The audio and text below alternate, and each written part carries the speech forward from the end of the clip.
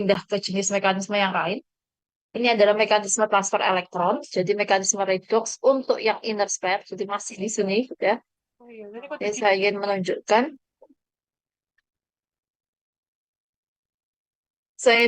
mekanismenya. Jadi ini tadi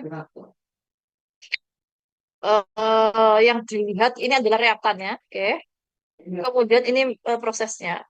Anda bisa lihat ini, setelah itu setelah itu ini, gitu ya. Kenapa hanya ini yang dilihat? Sebenarnya sama saja. Jadi kalau Anda lihat CONH35 Cl2+, ini reaktannya CrH2O6 2+. Jadi Anda bisa cek nanti mana yang inert, mana yang labil, gitu ya. Pasti salah satu ada inert dan yang labil. Kemudian mereka saling mendekat, ini mendekat, tidak ada perubahan. Mendekat saja, semuanya masih sama. Setelah itu nah ini ditulis ulang sebenarnya. CONH35 Cl2+, jadi CrH2O6 2+.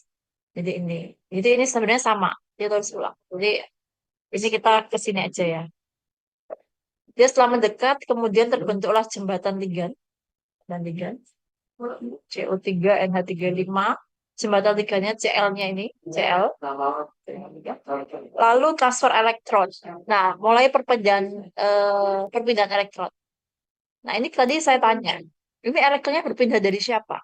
Dari CO ke Cr? Ataukah dari Cr ke CO? Anda tahunya dari mana? Kalau kita ingin tahu siapa yang melepas elektron, siapa yang menerima elektron, Anda tahunya dari mana? Itu kan berubah nih, coba bilangan oksidasi yang awalnya CO3, sekarang jadi CO2. Yang awalnya Cl2, sekarang Cl3. Berarti ada perubahan biloks. Nah, jika Anda jika kita ingin tahu, Cr ke CO, Bu. Oke, Rafika, Cr ke CO. Nah, dari mana Anda tahu? Rafika dulu deh. Rafika, kenapa dari CR ke CO?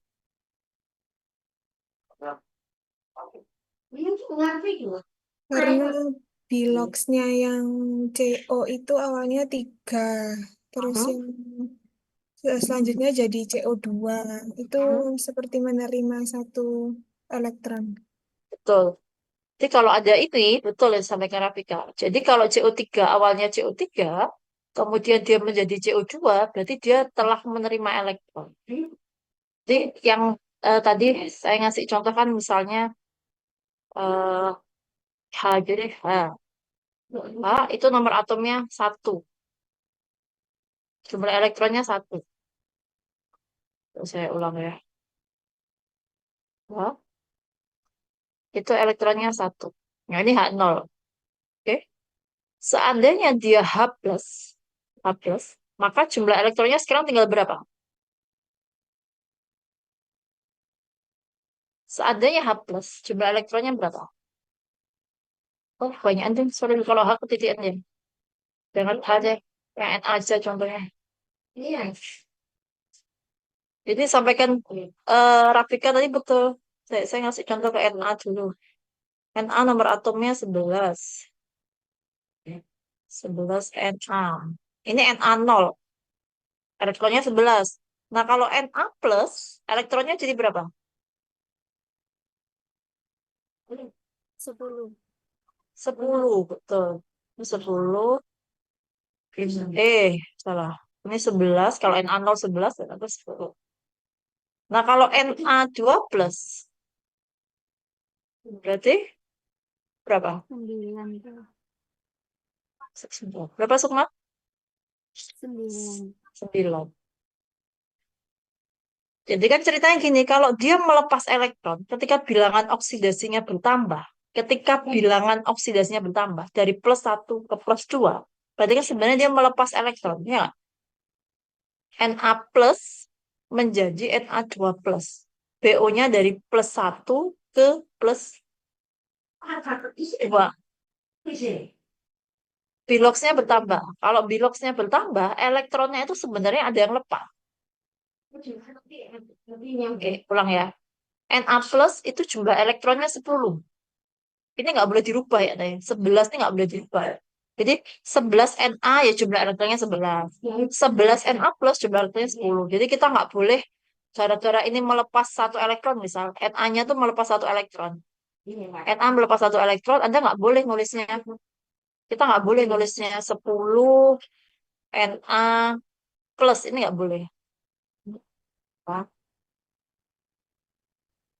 Itu tetap ditulis 11. Kenapa? Karena ini sebenarnya eh apa ya, berhubungan sama, Anda kalau masih ingat pelajaran kimia dasar, ada nomor massa, ada nomor atom, ada jumlah proton, jumlah neutron gitu kan. Ini berkaitan sama jumlah protonnya. Sehingga kalau pelepasan elektron itu yang mengalami perubahan hanya elektronnya saja. Protonnya tetap tetap ini, tetap nomor massa dikurangi nomor atom. Ya, jadi ini tetap 11 Na plus. Tapi elektronnya berapa? 10. Nah, seandainya bilangan oksidasinya bertambah dari plus 1 ke plus 2, sebenarnya yang terjadi adalah pelepasan elektron. Jadi dia melepas elektron. Karena dia melepas satu elektron lagi, maka yang terjadi adalah plus 1 menjadi plus 2. Nah, kalau ke sini tadi disampaikan Rafika, perpindahan elektronnya adalah dari Cr ke Cu.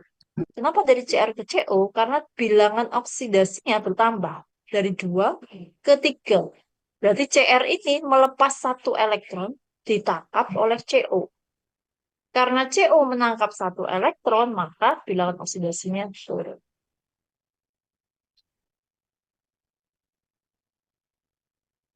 Oh, gitu ya. Jadi ini tidak harus, ini saya plus, tidak harus posisi transfer elektron itu dari kiri ke kanan gitu nggak harus. Jadi posisi elektron nggak ada. Jadi dari CO pindah ke Cr itu nggak ada. Tidak ada aturan siapa yang berpindah itu dari yang tulis di kiri, yang menerima, sorry, yang melepas tulis di kiri, yang menerima tulis di kanan nggak ada. Anda boleh meletakkan dimanapun, tapi kita yang harus melihat kalau dia mengalami perubahan bilangan oksidasi, dalam hari ini peningkatan bilangan oksidasi dari 2 ke 3, maka dia eh, melepas elektronnya, kemudian diterima oleh sini Cu. Sebagai bukti terjadi penurunan bilangan. Oke, Rafika bagus. Jadi Rafika sudah paham ya. Oke, terus ini sudah ada transfer elektron. Nah, selanjutnya terjadi perpindahan ligat. Jadi pertama tetap transfer elektron dulu. Setelah transfer baru perpindahan ligat. Nah, perpindahan ligat CO2NH35H2O. Yang awalnya CONH35 dia mengikat Cl. Sekarang Cl itu diganti oleh H2O. Terus di sini Cr yang H2O-nya 6 H2O sekarang menjadi 5 H2O plus Cl. Jadi transfer elektron dulu, reaksi redoks dulu, baru setelah itu berpindah lagi. Ini energi. Terus setelah itu saya percepat yang outer, outer inilah, ini contohnya outer. FeCN64- plus IrCl62-. Di akhir, dia masih tetap dengan Fe berikatan dengan 6Cn. Coba lihat, Fe berikatan dengan 6Cn. Ir yang awalnya 6Cl, Ir pun juga tetap 6Cl, tetapi bilangan muatannya berubah dari 4 min menjadi 3 min, dari 2 min menjadi. Tapi yang diikat liganya tetap. Ini juga nih. CO kobalt dengan 5 ligan amina, 1 kloro. Di sini juga sama, 5 amina, 1 kloro. Yang di sini 6 amina juga sama, teman. Terikat dengan rutenium. Eh, rubidium. Rutenium ya Ru ya. Rubidium Rb. Rutenium. Tapi muatannya berubah. 2 plus di sini jadi plus. 2 plus di sini jadi 13. Jadi pasti ada satu mengalami penurunan biloks. Satu pasti ada mengalami penurunan muatan. Yang satu lagi pasti ada peningkatan muatan.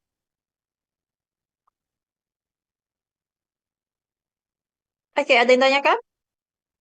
Sebelum saya tutup yang reaksi redox, kita pindah ke reaksi yang lain.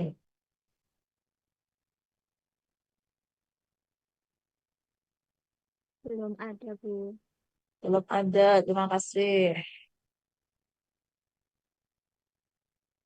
Agent stop share.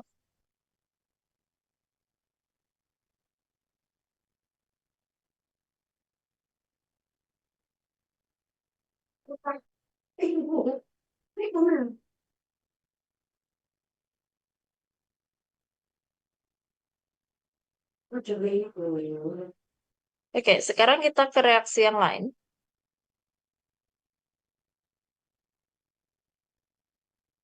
Yaitu reaksi substitusi. Jadi kalau tadi kita bicara reaksi redox, sebenarnya reaksi itu macam-macam ya.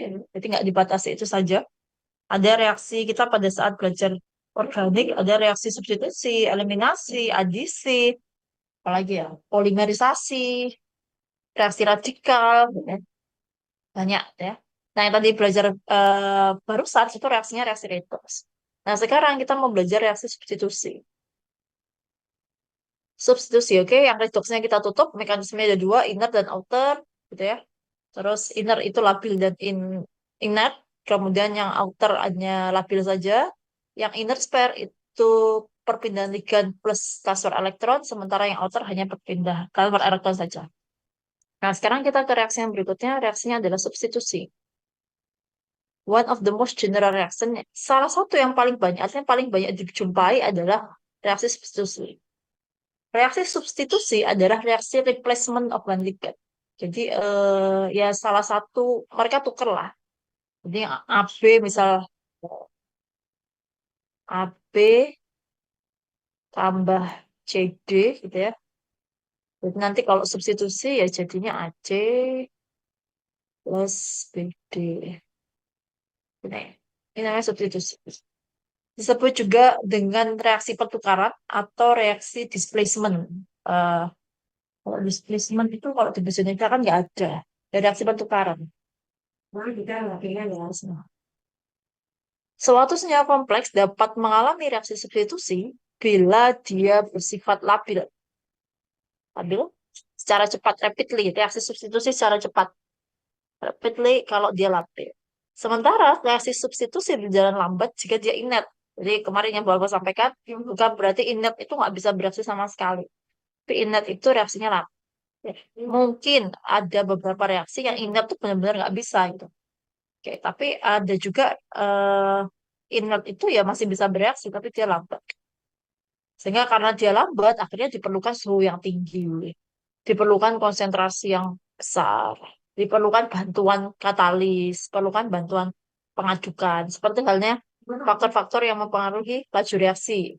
Nah, karena laju reaksinya lambat, inert ini laju reaksinya lambat, maka faktor-faktor itu yang dimainkan. Sementara kalau labil, faktor-faktor itu oke lah kita bermain, tapi kondisinya nggak terlalu, nggak seperti kalau ingat bermainnya nggak seheboh kalau ini. Oke,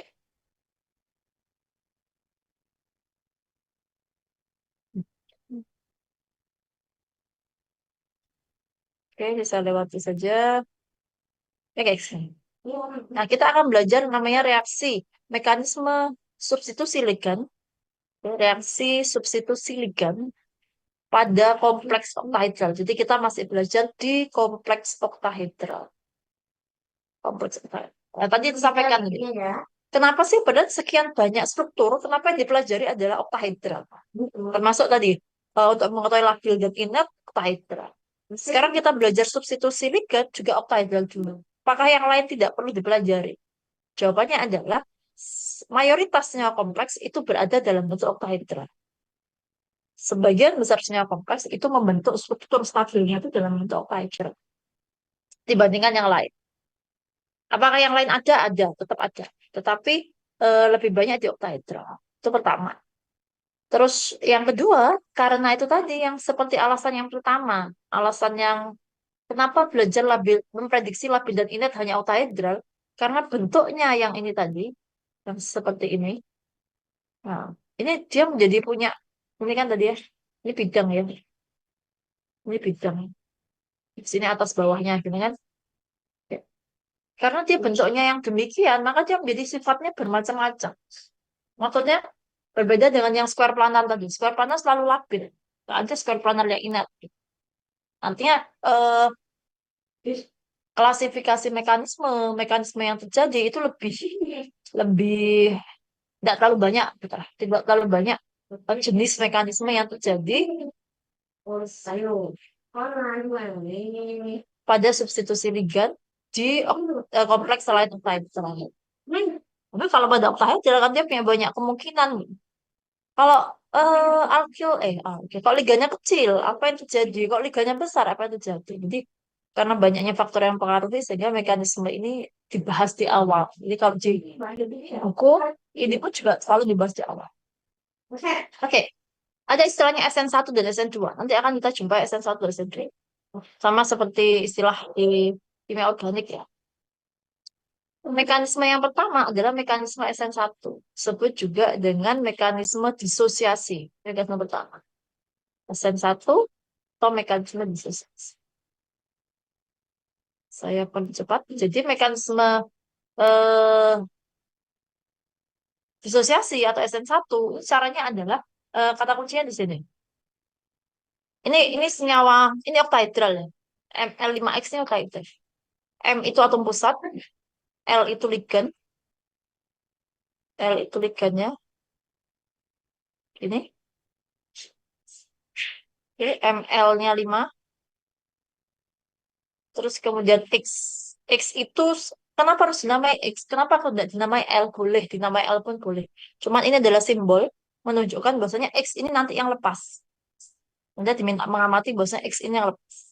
Nah, X itu pun biasanya adalah gugus pergi yang baik. Attacking reagen, maybe electrophile atau nucleophile. Itu sama. Jadi sama seperti kimia organik, namanya mekanisme juga sama. Ada gugus pergi, ada yang electrophile, ada yang nucleophile. Nah, X ini adalah simbol bahwasanya ini loh nanti yang pergi yang sebelah sini. Jadi untuk mempermudah kita belajar. eh Kalau begitu boleh nggak Bu supaya adil, supaya saya nggak bingung. Ini saya namai L saja, boleh. Silakan. Kalau ada bilangnya ini sebagai ML6, nggak apa-apa. ML6 juga boleh. Jadi kalau sudah namanya ML5X, ML5X, ML6, ini pasti oktahedral. Kenapa oktahedral? Karena M, M atom pusat, M itu metal, metal itu logam, logam itu atom pusat, dikelilingi oleh 6 ligan, 6 ligan. Bilangan koordinasinya 6. Kalau bilangan koordinasinya 6, pasti oktahedral. Kalau bilangan koordinasinya 2, pasti linier. Atom pusat, bilangan koordinasinya 2, oke. Linier atau ini deh, atau V, bentuk V. V, bentuk V, bentuk bengkok. Kalau bilangan koordinasinya 3, mestinya dia segitiga, segitiga planar. Kalau bilangan koordinasinya 4, berarti apa coba? Struktur apa yang bilangan koordinasinya 4?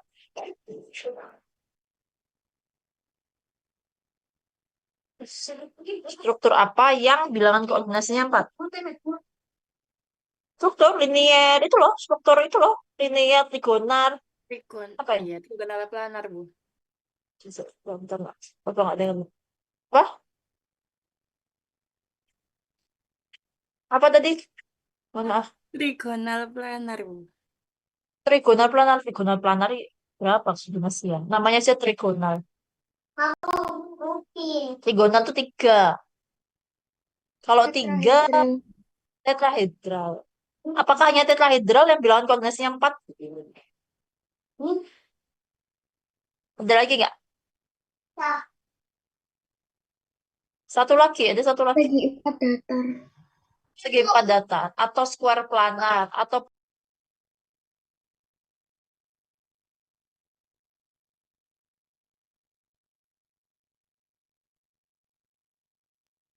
ya bisa tetrahedral, bisa segi 4 planar. Yang 5, kalau 5 ya selalu 5 ada 2 macam, trigonal bipiramidal dengan square piramida. Saya ini kan ya sebenarnya.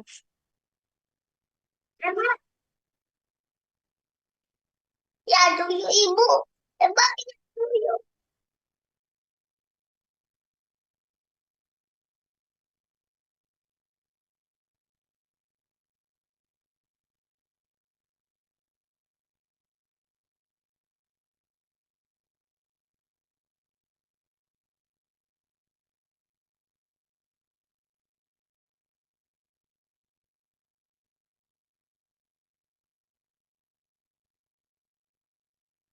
Oke, sudah. Jadi tadi apa ya? Kalau kalau bilangan koordinasinya 2, tulis ya. Bilangan koordinasinya 2, itu Pak, itu ada 2 opsi, linier atau bentuk yang V, bentuk bengkok, bentuk shape. Oke. Bilangan koordinasi 3 itu trigonal, cuma satu, trigonal planar. Ini atom pusatnya ini. Bilangan koordinasi 4 itu ada 2, tetrahedral. Tetrahedral sama satu lagi juru sangkar atau square planar. Kayak gini. Bilangan koordinasi 5 ada 2 macam. Trigonal bipiramidal. Jadi alasnya itu trigonal. Alasnya trigonal. Kemudian atasnya 2. Ini alasnya ya. Alas. Ini alas. Kok coba ibu Alfa? Pakai ini alasnya lah. Bawah saja. Alasnya segitiga ini. Atas bawahnya itu yang berdiri, yang vertikal, yang aksial. Oke. Satu lagi square piramidal. Square piramidal itu alasnya segi 4, atasnya 1. Terus kalau bilangan koordinasi 6 cuma 1, oktahedral.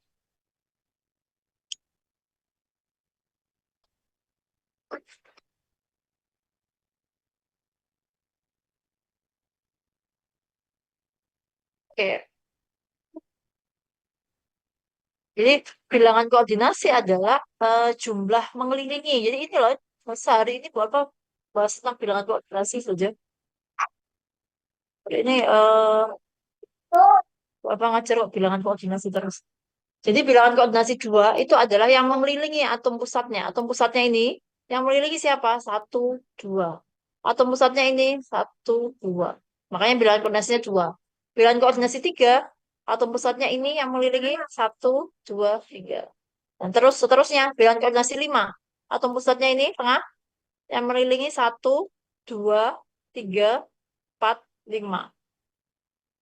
Nah, kalau kembali yang tadi, kalau Anda misalnya menulisnya sebagai ML 5X, ini berarti bilangan koordinasinya berapa? 6. Kenapa 6? Atom pusatnya ini. Atom pusatnya ini. Atom pusatnya M. Atom pusatnya M. Yang mengelilingi 5L, 1X. Bilangan koordinasinya 6. Bolehkah saya tulis sebagai ML6? Boleh. MN6 atau MX6 sembarang sih. Cuma sebenarnya ini kan simbol yang lazim ya. Simbol lazim bahwasanya M itu metal, L itu ligan, X itu adalah nanti yang pergi, terus pergi yang cair. Bolehkah saya namai, Bu? Saya pengen agak nyeleneh, saya pengen namai AB6. Boleh sih. Boleh, nggak masalah. AB6 berarti ini adalah atom pusatnya, ini atom pusatnya, B itu yang mengelilingi. Oke. Jadi kalau misalnya saya nulis M L 4, nah 4, berarti kan bilangan koordinasinya 4. Maka yang di sini kemungkinan bentuknya adalah tetrahedral atau segi 4 planar.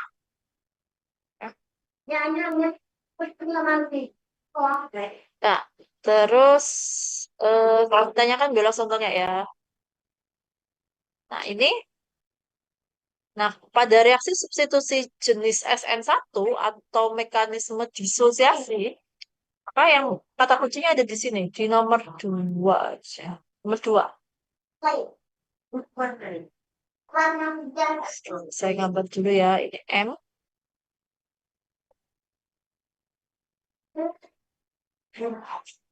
Ini M, ini L, ini L. Mana ya? Sorry. Gini. Ini L, ini L. Oke, ini pada bidang datarnya ya. Ini bagian alas yang ekuatorial, yang horizontal. Ini X. Saya kepanjang. X. Oke. Nah, di sini MX pun ikatan antara MX fully broken, patah dulu, baru setelah itu membentuk MJ. Jadi ini ceritanya substitusi kan. ML5X ketemu Y, jadinya ML5Y plus X. Jadi J ini pindah ke sini. Terus kemudian X-nya lepas. Jadinya adalah ML5Y plus X. Tapi mekanismenya adalah MX ini lepas dulu. Lepas dulu, kalau sudah lepas baru dia bertemu dengan J. Ini awalnya, kalau ini adalah reaktan. Oke, kalau ini reaktan. Mohon maaf ya, rame ya. Kalau ini adalah reaktan, ya, lepas dulu. X-nya lepas dulu. X-nya lepas dulu. Oke, sudah. Ini MX bond is fully broken. Putus dulu. Setelah itu baru terbentuk MG. Baru setelah itu dia bertemu dengan Y. Apakah semua reaksi bukannya seperti itu? Jawabannya enggak. Anda masih ingat dengan yang namanya kompleks teraktivasi gitu kan? Seperti itu ya. Seperti inner sphere.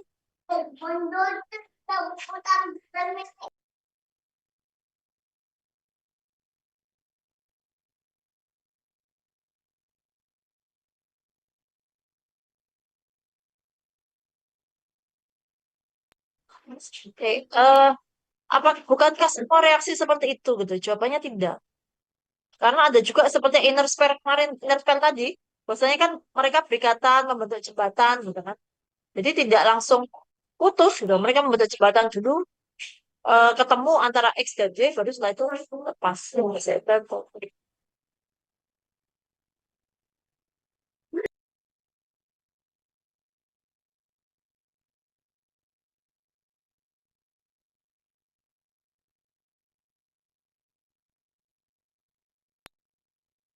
Oke, ya.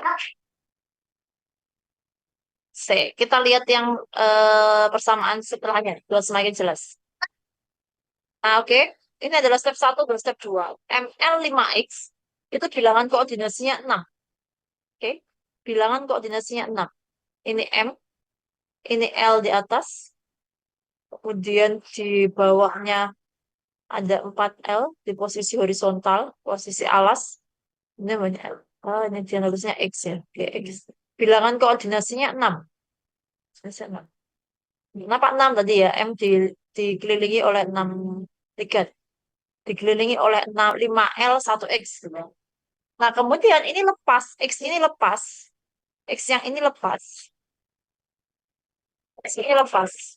Menjadi ML5.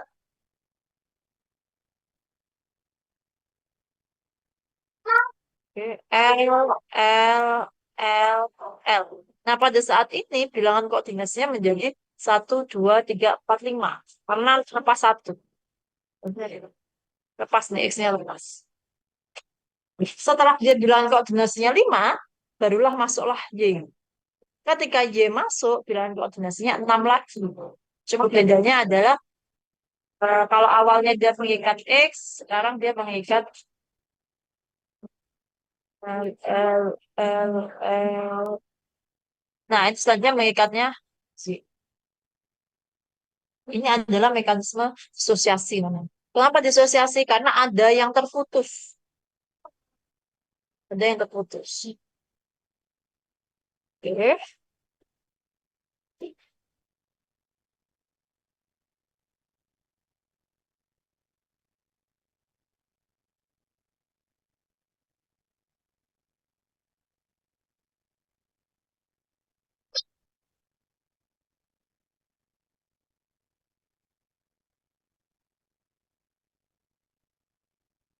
Nah, sekarang kita ke next slide. Nah, ini adalah mekanismenya. Anda bisa lihat, ternyata tidak sekedar putus. Ada perubahan struktur di sana. Gara-gara ada perubahan bilangan koordinasi. Ini adalah awalnya ya, reaktan ML5X. Terus sebentar saya tanya, mohon maaf, apakah Anda terdengar suara anak saya ya? Kalau terdengar terganggu kah? Kalau terganggu saya pindah. Tidak terganggu, Bu. Oh, enggak gitu. Oke. Oke, terima kasih. Tapi kalau di tengah sampaikan ya, Bu, terlalu ramai saya pindah aja.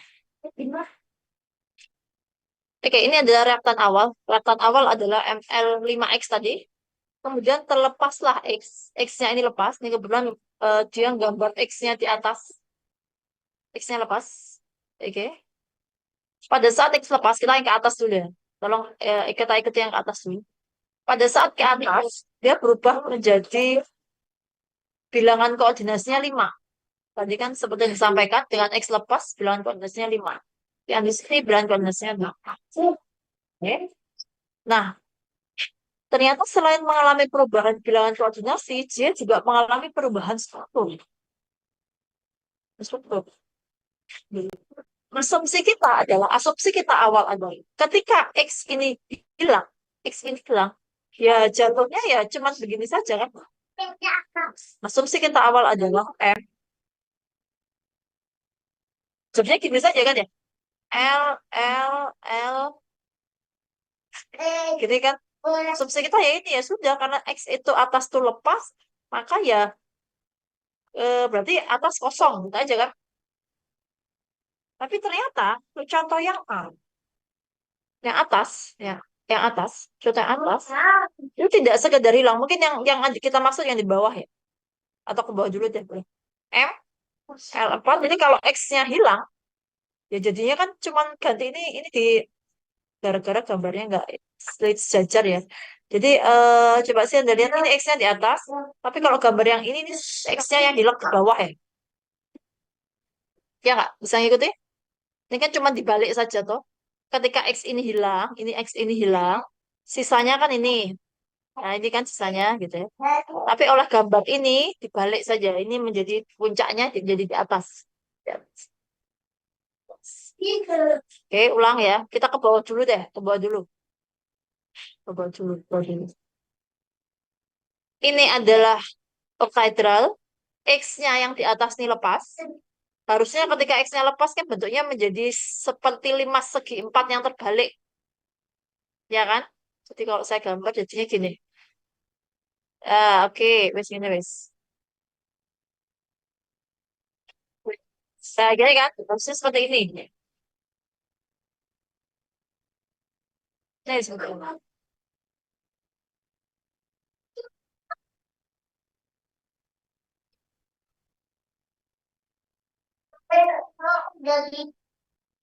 Oke, harusnya 5/4-nya seperti ini. Tetapi di gambar ini dia balik ke puncaknya yang ada di bawahnya dipindah ke atas. Nah, asumsi kita adalah seperti ini tentunya. Saya dan Anda pasti berasumsi yang sama. Ketika X ini lepas, harusnya ya sudah, ya menjadi ikatan itu hilang gitu saja kan, tidak berubah struktur. Nah, ketika ikatan itu hilang tanpa berubah struktur, maka intermediate kita itu namanya square piramida. Jadi kalau misalnya saya nambahi, berarti ini X-nya kan. Tapi karena X-nya hilang, ya gini aja. Oke, berarti hilang, selesai. Maka ini namanya intermediate square pyramid. Intermediate-nya, jadi seperti kimia organik, kelas 1, Anda belajar sintesis, ada yang namanya intermediate. Intermediate-nya adalah square piramida. Bentuknya square piramida. Bilangan koordinasinya 5. Setelah itu Y masuk nih, Y masuk. Pada saat Y masuk, ya dia langsung ke atas mengisi yang gara-gara gambarnya mulak-malik ya. Sekarang Y-nya taruh atas. Berarti harusnya Y-nya di bawah lah. Dah, Y-nya di bawah. Ketika dia masuk ini.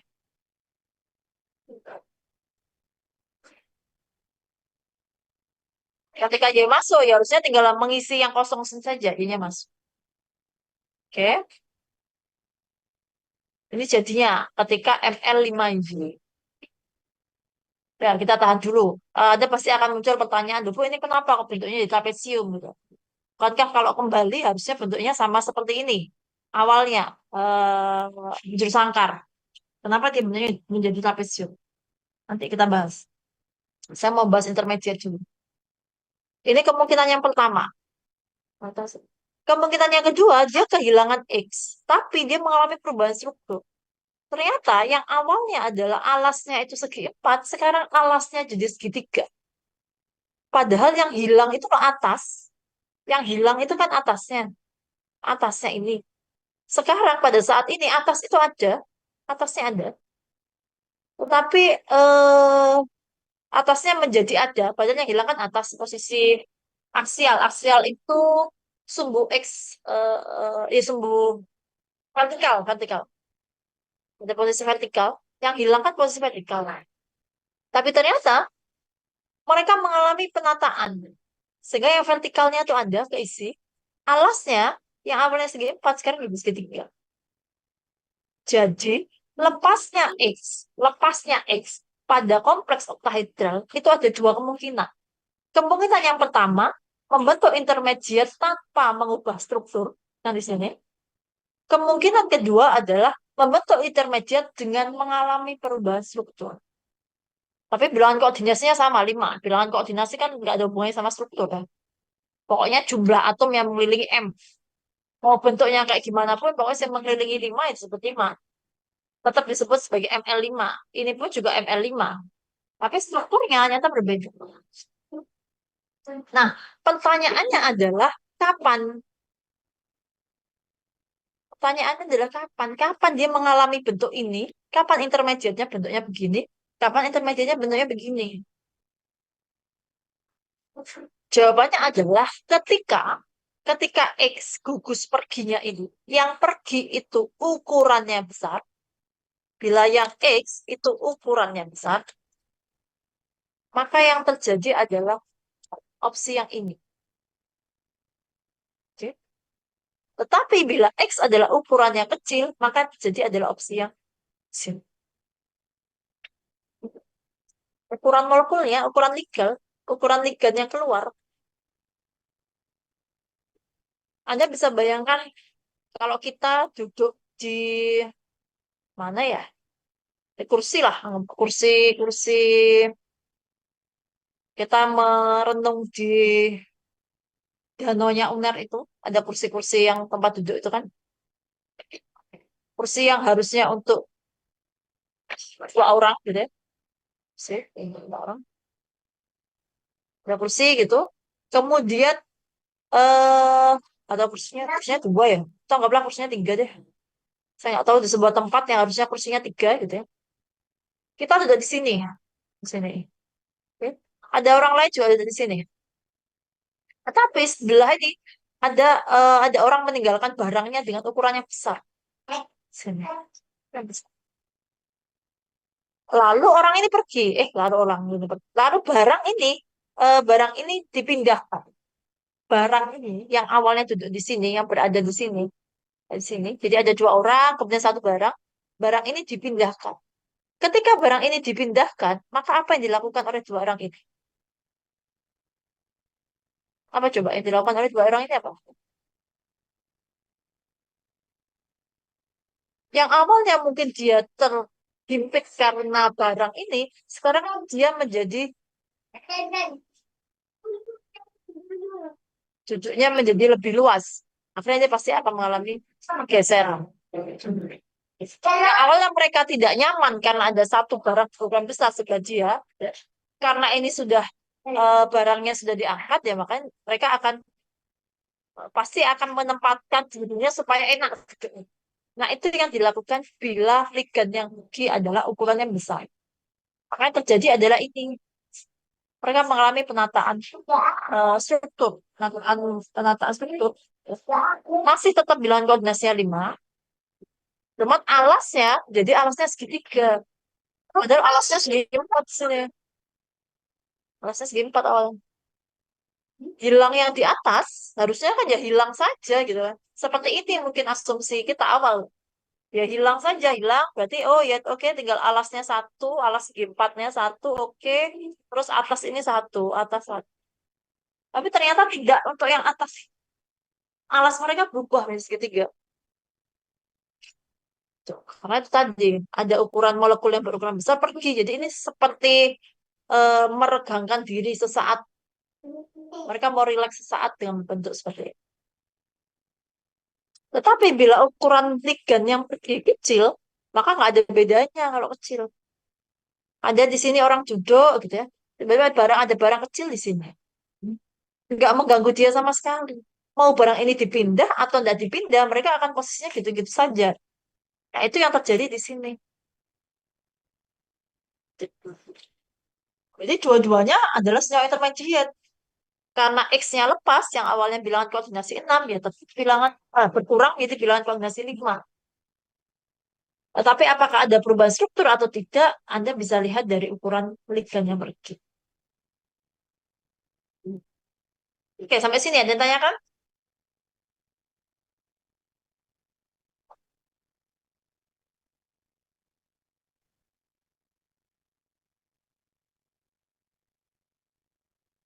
Oke, setelah itu ke sini. Oh, ini kan setelah, sudah nih, sudah intermediate, sudah ya. Plus Y, sekarang Y-nya masuk. Y-nya masuk. Oke. Setelah Y masuk, harusnya kembalinya kan juga alasnya sama seperti ini kan, segi 4 lagi, cuman bedanya X itu jadi Y, gitu kan? Logikanya demikian lagi kalau namanya substitusi. Tapi ternyata kok tidak. Alasnya sekarang menjadi trapesium. Sebenarnya begini, ini tidak harus lah ini. Tidak harus mengalami perubahan seperti ini. Sangat mungkin atau masih mungkin bahwasanya alasnya pun juga masih segi 4. Sama seperti prekursor awal, sama seperti reaktan awal. Kenapa dia bisa berpindah? Kenapa dia tetap? Itu lagi-lagi berhubungan dengan molekul yang masuk. Molekul yang masuk. Karena ketika dia melebar seperti ini sebenarnya upaya dia untuk membentuk yang stabil, untuk menciptakan keadaan yang stabil. Contoh itu tadi, jika molekulnya berukuran besar, jika Y yang masuk itu lagi-lagi berukuran besar, besar, besar sekali mungkin dan tidak sama seperti X, lebih besar dari X, lebih besar dari X. Nah, kalau dia seandainya ini tetap ya, misal ini tetap, saya gambar ya, misal ini tetap, maka terlalu besar molekul ini akan bersinggungan dengan ligannya di sini. Karena ini terlalu besar bersinggungan. Akibatnya apa? Dia akan memanjang untuk meminimalkan tolakan antara ligan dengan D yang baru masuk. Untuk meminimalkan tolakan antara ligan dengan Y yang baru masuk, maka harus ada yang berkorban. Dengan cara apa? Ada yang memanjangkan diri. Kalau dia tidak memanjangkan diri, ini tolakannya besar sekali nih. Elektron ketemu elektron kan tabrakan. Kalau dia, kenapa emang nggak boleh kalau dia dekat? Jangan lupa bahwasanya suatu molekul itu isinya elektron. Na itu isinya elektron kan? 11-nya elektron. Kulit-kulit itu isinya elektron. C juga sama, isinya juga elektron. Sehingga kalau jaraknya terlalu dekat, elektron dengan elektron akan tolak-tolak. Maka dia akan berusaha menata dirinya supaya tetap ada interaksi, tetap ada tarik-menarik, tetap ada tolak-menolak, tapi itu yang balance, yang seimbang. Tidak besar di satu sisi, tidak besar di satu pihak. Ini tidak harus mengalami ini sebenarnya. Jadi bisa juga hanya ini saja bisa. Tetap seperti awal. Kalau itu tadi ketika Y yang masuk ukurannya sama dengan atau lebih kecil daripada X yang keluar. Tidak akan mengubah mengubah struktur. Tetapi kalau Y lebih besar daripada X yang keluar, sangat mungkin terjadi seperti ini. Akan ada ML yang memanjang. Sampai sini yang ditanyakan. Ini untuk mekanisme disosiasi.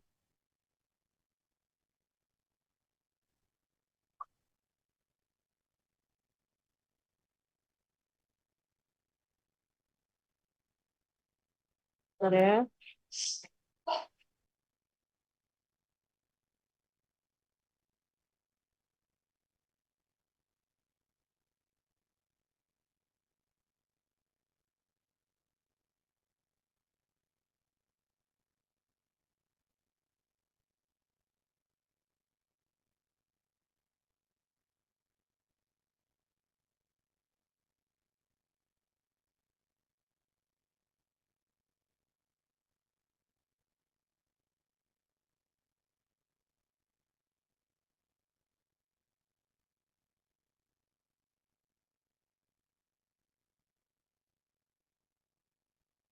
Sampai sini yang ditanyakan? Nggak ada?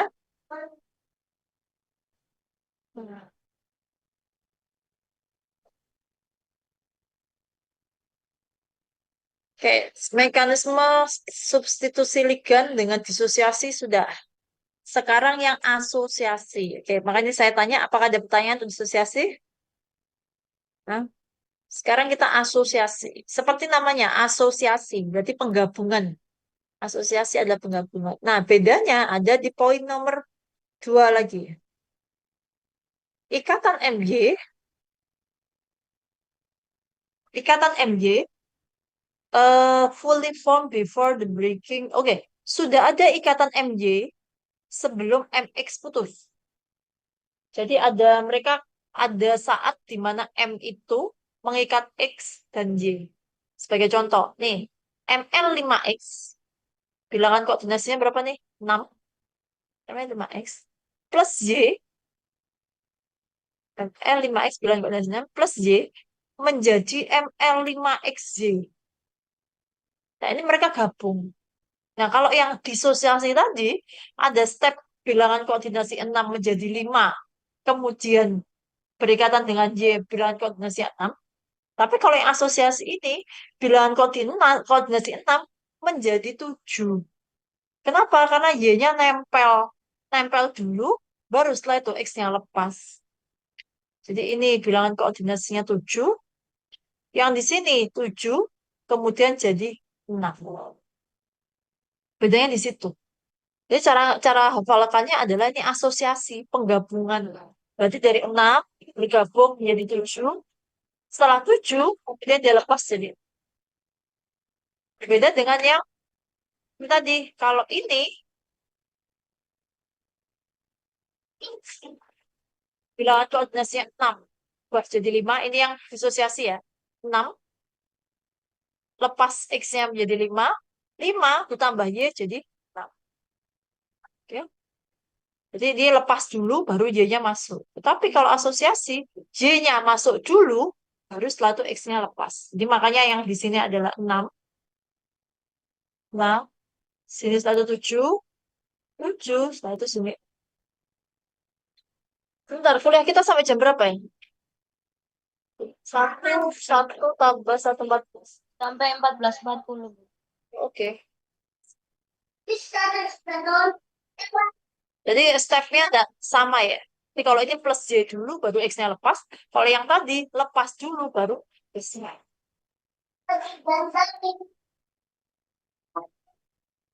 Oke, nah ini adalah representasi asosiasi.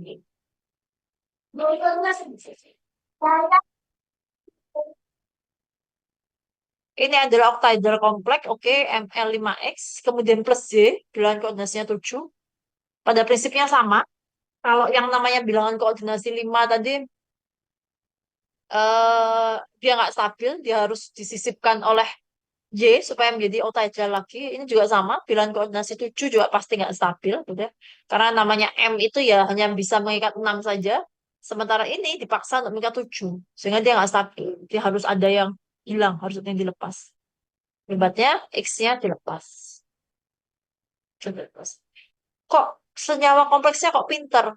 Kenapa harus X yang dilepas? Kenapa nggak Y yang dilepas gitu ya? Kan ini 7 nih, bilangan koordinasinya 7. M mengikat X sekaligus Y. Kenapa kok yang dipilih kok Y? Kok tidak X gitu? Kenapa kok tidak mempertahankan X-nya? Berbeda dengan yang ini kan. Yang ini kan memang sudah hilang kan. ML5 X-nya sudah dilepas. Itu kan. ML5 Y-nya masuk, ya pasti diterima ML5Y. Kan? Nah, kalau ini kan ada tahapan di mana dia mengikat dua-duanya. Kenapa kok senyawa kompleksnya memilihnya Y? Kenapa bukan X? Nah, itu tadi, senyawa X ini mestinya adalah gugus pergi yang baik jika dibandingkan dengan Y. Sehingga karena sifatnya dia gugus pergi yang baik dibandingkan Y, maka tentu dia yang akan pergi. Sehingga menjadi ML5Y. Apakah dia tidak mengalami seperti ini? Jawabannya tidak. Tidak mengalami dua opsi seperti ada kemungkinankah Bu dipengaruhi oleh ukuran kecil, ukuran tingkat kecil, dan besar? Jawabannya tidak. Karena ini kan berkurangnya bilangan koordinasi tadi ya. Tapi kalau ini sudah cuma satu saja karena nambah satu bilangan koordinasinya di 7. Kemudian lepas menjadi lima. Nah, ini namanya mekanisme asosiasi atau disebut dengan SN2.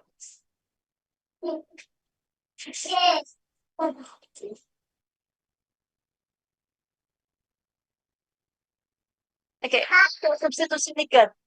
Asosiasi dan disosiasi ada yang tanyakan?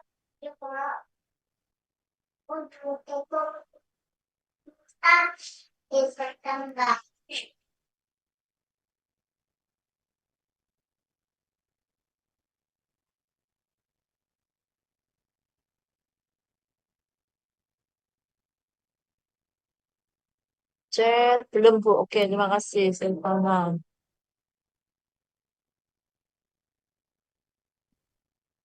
Interchange, saya ke interchange nanti dulu.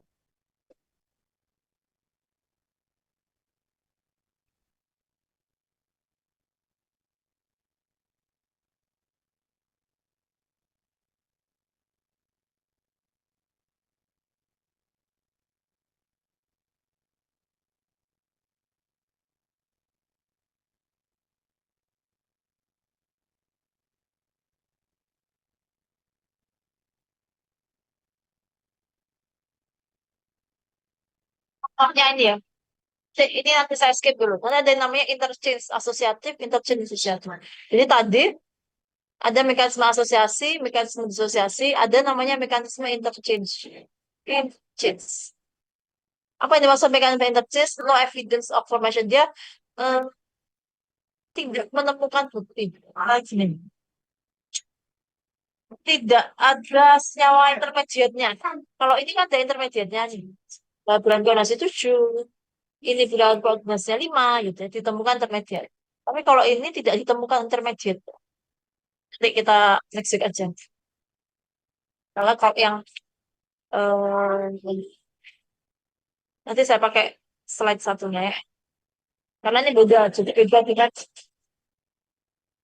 beda dengan asosiasi dan disosiasi saja. Tapi ini ada interchange, ada kata depannya. Asosiasi. Oke, saya ke sini dulu. Basis reaction. Ini contoh dari mekanisme disosiasi asosiasi. Tadi cuman teorinya, sekarang kita ke realnya.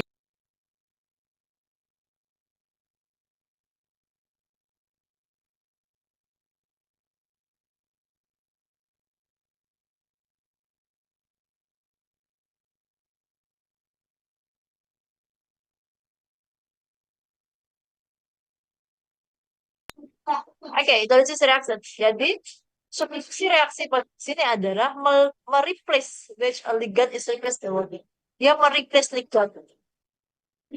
Mereplace ligand dengan molekul air atau gugus hidroksil. Reaksi hidrolisis sebenarnya juga reaksi substitusi gitu ya. Cuman yang disubstitusi adalah ligand, substitusi antara ligand dengan air atau gugus hidroksil. Oke. Hydrolysis is why an aqua complex is formed by the plasma reaction to hydrolysis. Okay. The reaction is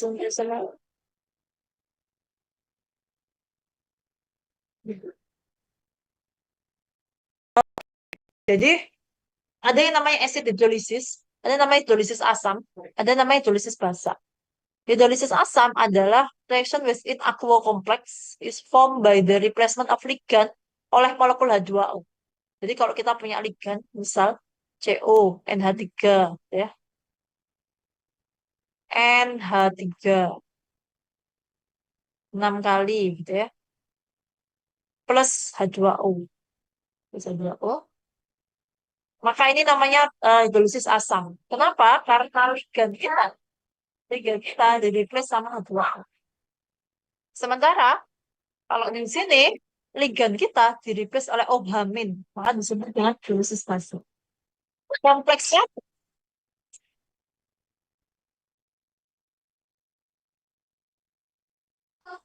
oke, kompleksnya pun namanya kompleks aquo. Aquo. Kalau yang ini kompleksnya kompleks hidroksil.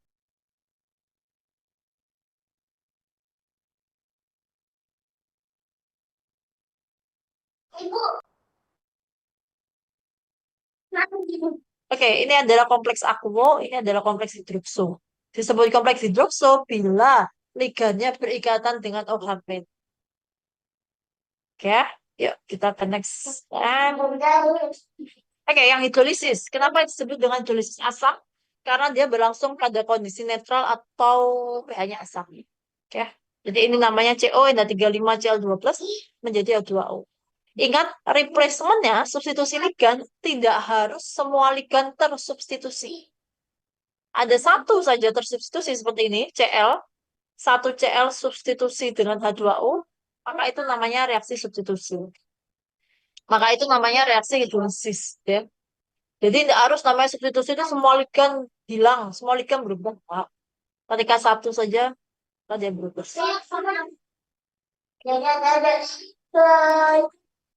Oke, ini ada hidrolisis asam. Coba kita lihat mekanisme disosiasinya. CONH35Cl2+. Berarti Cl-nya lepas. Cl-nya lepas dulu. Bilangan koordinasinya 6 menjadi 5, ya nggak? Kemudian sekarang 6. Oke, berarti dia mekanismenya disosiasi. Bilangan koordinasinya 6. Ini 5 ditambah 1. Ini atom pusatnya CO.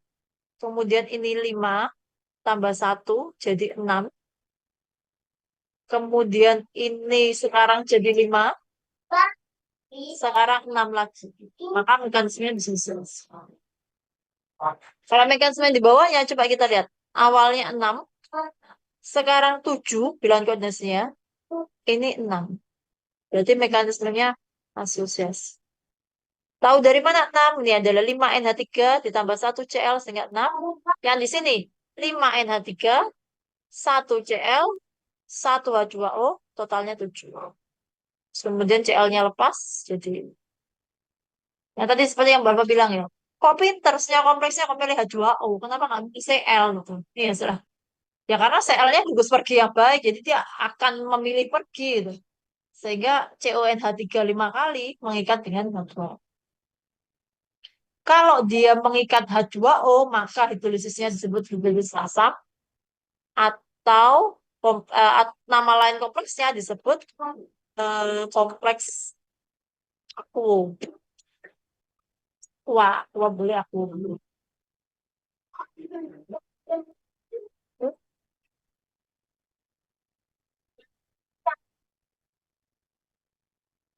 Oke, faktor yang mempengaruhi dosis asam. Crowding a reaction center may fall. Oke, crowding a reaction center may fall. Oke. Eh, sebenarnya ini untuk semua ya, bukan cuma dosis asam. Ketika suatu senyawa kompleks memilih mekanisme disosiasi, disosiasi, disosiasi itu kan berarti dari bilangan koordinasi 6 menjadi 5, setelah itu 6, ya nggak? Oke. Ketika senyawa kompleks itu memilih reaksi ini, berarti ukuran molekulnya besar-besar. Ukuran ligannya itu tergolong besar. Kenapa tergolong besar? Karena dia tidak bisa melewati mekanisme asosiasi. Karena kalau asosiasi dia kan 6, 7, baru ke 6. Kalau di sini ukuran molekulnya sudah besar, maka dia sudah crowded. Kalau sudah crowded, kemudian ketambahan lagi 1, ketambahan lagi plus Y di sini, plus Y, yang menyebabkan dia 7, ini menjadi tidak mungkin. Jadi kalau model asosiasi, itu pasti ukurannya menjadi lebih crowded, ya kan? Asosiasi. Kenapa? Karena bilangan koordinasinya 7. Nah, kalau di awal ini sudah crowded, maka jalur asosiasi ini tidak mungkin dipilih oleh senyawa kompleks itu. Dia pasti lebih milih senyawa, lebih milih mekanismenya disosiasi. Karena dia sudah full crowded. Sehingga memilih kalau dia mau substitusi ligan, oke lah, ada satu yang harus keluar dulu nih sebelum ada orang lain masuk. Jadi misal kalau kita dalam lift gitu ya, kalau mau substitusi gitu ya, kalau lift ini sudah penuh, nggak mungkin dimasuki yang lain. Lebih baik ada yang keluar satu, baru yang baru masuk. Tetapi kalau di dalam lift ini sekalipun isinya tetap tapi masih ada space, maka dia punya dua pilihan. Dia boleh bisa memilih asosiasi, bisa memilih disosiasi. Memilih asosiasi karena dia punya ukurannya kecil semua. Jadi asosiasi oke, disosiasi oke. Tapi kalau ukuran molekulnya besar, ya dia harus ada yang keluar dulu. Harus ada yang keluar dulu, baru setelah itu ini masuk. Tapi kalau ukurannya kecil, dengan bilangan koordinasi 6, oke. Terus kemudian ketambahan 1, oke. Liftnya masih kosong nih. Kita isi 7 nggak apa-apa. Nanti setelah itu baru ada yang keluar. Oke. Kan di sini yang pernyataan pertama. Project or reaction center may favor a dissociative process. Jadi kalau pusat reaksinya, tempat bereaksinya itu adalah terlalu project, maka lebih disukai dissociative process.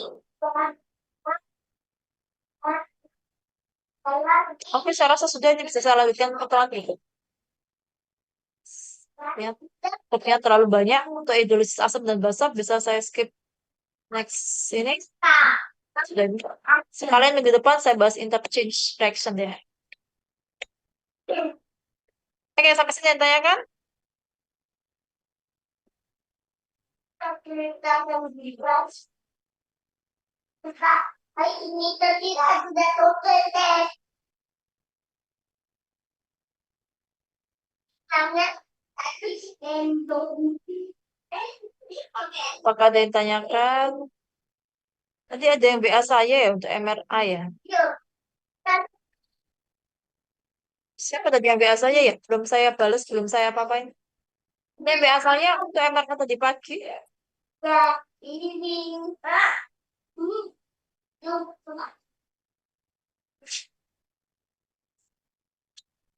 Gak ada ya? Setelah selesai kuliah ada yang WA saya tadi. Terus apa belum balas sih?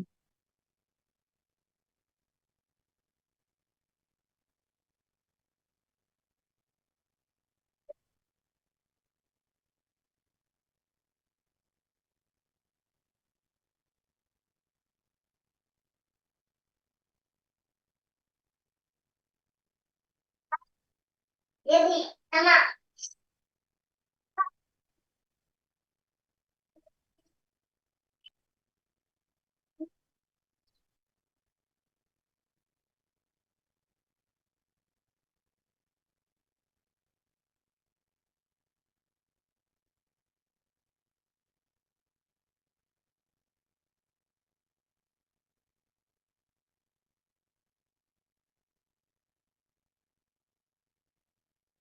Oke, silakan di scan.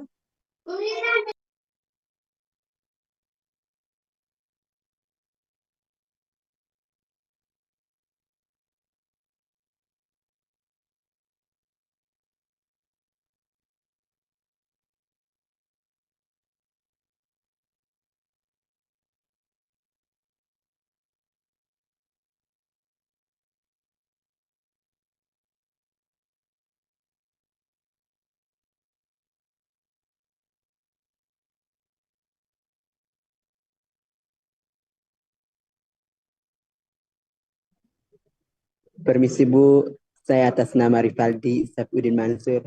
Minta izin diklikkan soalnya menggunakan Spotify. Oke, sudah Rivaldi. Terima kasih Bu. Sama. Yuk, ada lagi? Perlu bantuan? Saya Desi Adelia, Bu.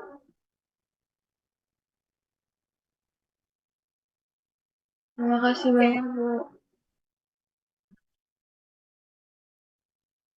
Permisi Bu, saya Fala Amalia. Siapa tadi? Maaf, kan tulisannya laptop gitu. Siapa? Fala Amalia, Bu. Oh, nomor 7. Ya, oke.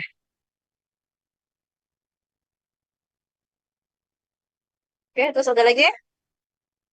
Permisi Bu, Ahmad Pradio nomor 3. Mhm. Oke, terus Adinda, Aji, Barizatun, Permisi Bu, saya Syahrani Bu. Syarani. Oh iya. Misi Oke. Bu, Muhammad Tohib nomor 9.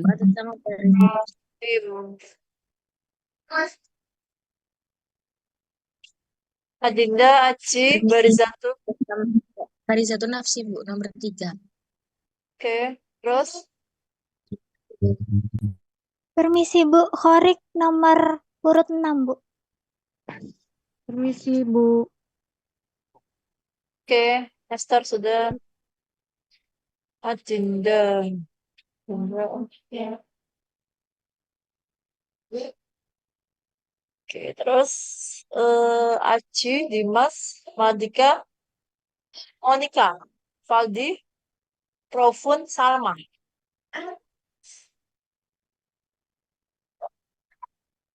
Salma ada?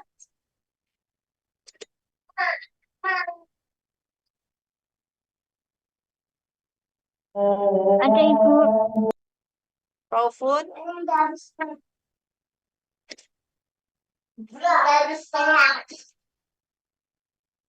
Di, Monica, Mahardika, Mas, Aci. Oke, bisa pencet Valdi. Oke, sudah? Sudah.